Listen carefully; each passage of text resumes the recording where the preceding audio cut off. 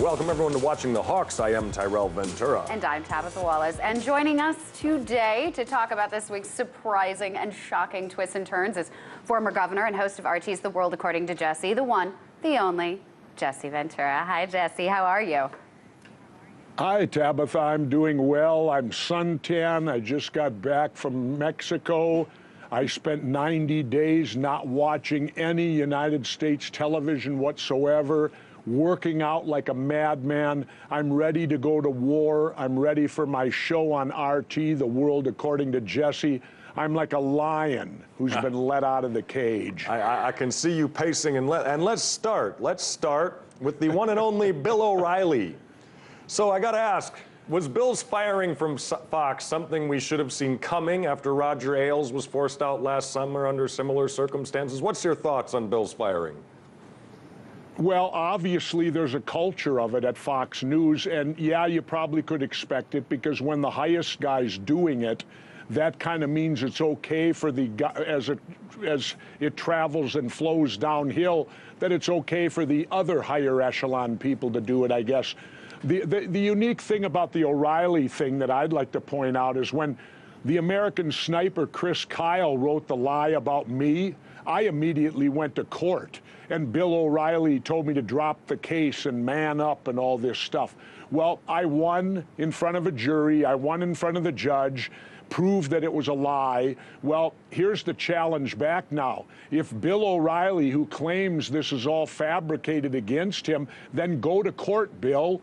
Man up and do the right thing. Go to court. You certainly can afford it after you just told me you got $25 million of a separation umbrella from Fox News. He could afford going to court forever. Why isn't he?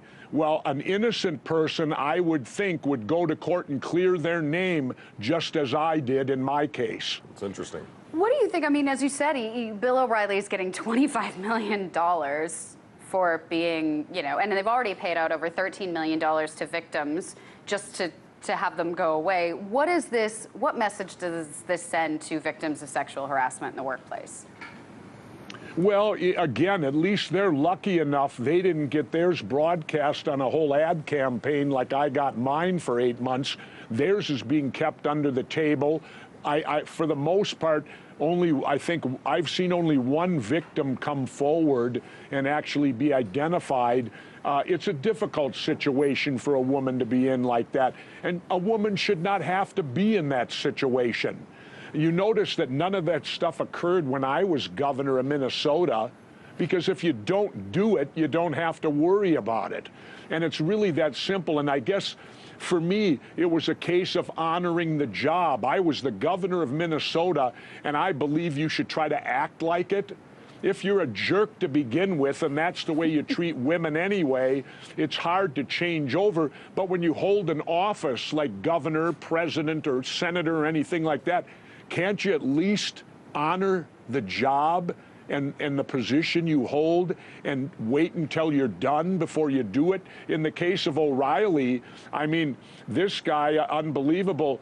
Doesn't he realize that that isn't how you get women? You get women by you get women by being courteous. You get women by being intelligent. You get women not by bullying them. That's the exact opposite. Bill O'Reilly needs to go to the Jesse Ventura How to Score School. All right. Well, moving on from the Jesse Ventura How to Score School. I'm a graduate myself. Let's talk about one of your favorite topics, the military-industrial complex and U.S. foreign policy. Now, you've been outside the country looking in during the last few months. This, I think, gives you a very unique perspective. You've had Trump with his recent airstrikes on Syria, and then you've had the saber rattling towards North Korea. How does U.S. foreign policy look right now from the outside looking in? Well, I can tell you this. The United States is not looked up to anymore, and it's sad. They don't look up to us because they realize the culture of America today is war. Take a look at it. What do they advertise at all football games? Those games with Arnold Schwarzenegger blowing up the world where he looks like a Nazi walking around, you know, and in the ads of it, I forget what game it is. And the whole culture of war is being made to be heroic and great and wonderful. And people in this country are failing to realize that war is man at his lowest denomination. It's man at his worst, not his best. And yet we're made to feel that it's, oh, proud to go to war, proud to kill other people for reasons you don't even understand. And what's happening right now, what I don't get, is where is the Constitution in all this? Have we now relinquished power to the president, that the president can merely shoot missiles at any country in the world, depending on how he feels on that particular day and what's going on? Whatever happened to clearing it through Congress? Or am I missing something? Did Congress give him that authority and I don't remember or know about it? But how do you just, and then the thought that they do it for humanitarian reasons. How is dropping bombs and shooting missiles help anything humanitarian? People die from that stuff. Civilians die, children die.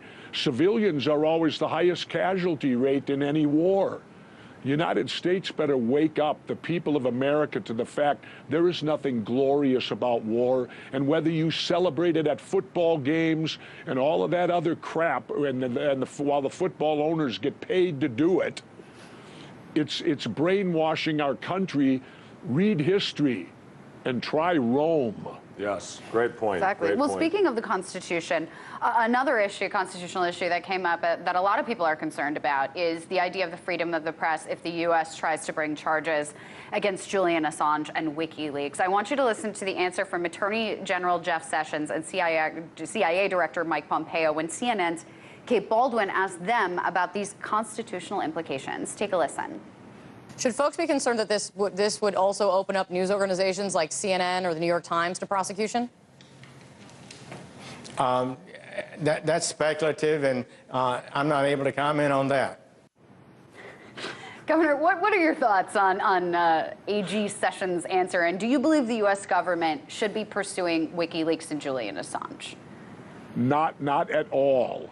You know, they class anything they don't want you to know about, they put it under national security.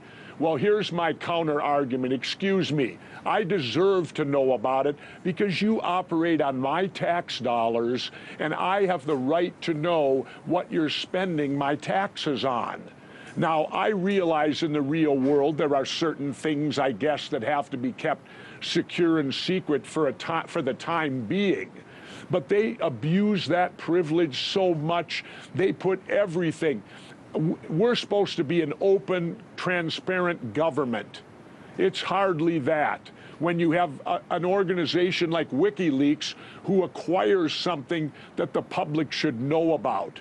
I mean, don't you think we deserve to know that they're violating our Fourth Amendment and putting us under observation and going into our private affairs and all that stuff? Again, it comes back to the Constitution. When the hell are the people of this country of America going to stand up and tell the government they have to operate under the Constitution and the Bill of Rights, and not just when it's convenient? They have to do it all the time. You know, speaking of WikiLeaks, Chelsea Manning, as we know, is set to be released on May 17th after President Obama commuted the remainder of her 35-year sentence.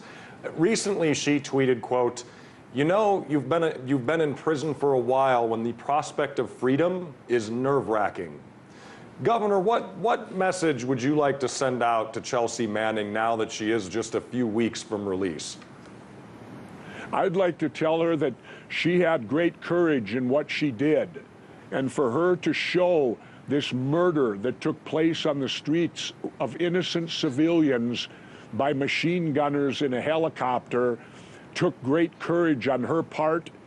And I'd like for her to be able to live the rest of her life, hopefully with respect and hopefully with dignity, and hopefully she doesn't get any backlash or anything else in her life, but that's probably dreaming a little bit.